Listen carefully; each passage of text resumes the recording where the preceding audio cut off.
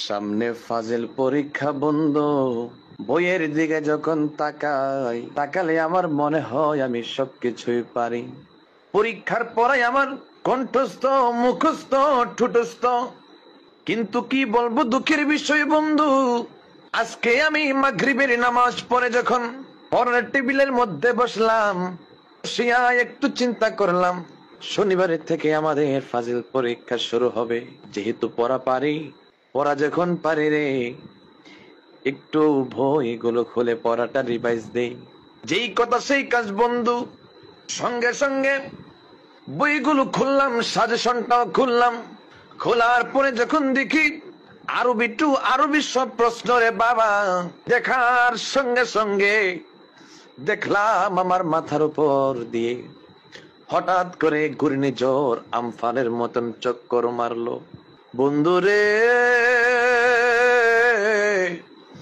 ও আমার ফাজিল পরীক্ষার্থী বন্ধুরা, হঠাৎ করে নিজের সুস্থতার কথা চিন্তা করলাম। নিজের সুস্থতার কথা চিন্তা করে বইটাকে বন্ধ করে দিলাম, সাজেশনটাকে বন্ধ করে দিলাম। বন্ধ করে দিয়ে রে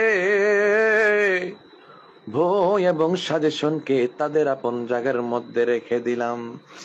ওই আমার ফাজিল দ্বিতীয় বর্ষের বন্ধু, ওই আমার বন্ধু, তোমাদের কি অবস্থা? পরীক্ষার প্রিপারেশন কেমন? জানায়ো জানায়ো জানায়ো বন্ধুরে, একটা বার তোমাদের প্রিপারেশন জানায়ো। সুবহানাল্লাহ, মাশাআল্লাহ বন্ধু। ও বন্ধু,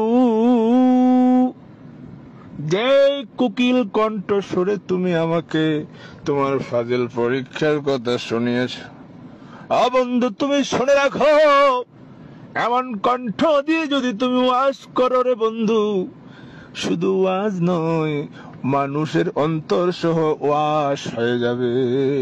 তোমার ফাজিল পরীক্ষা দিতে হবে না, তোমার কামেল পরীক্ষা দিতে হবে না, তুমি কামেলে মুকাম্মেল হয়ে গেছো।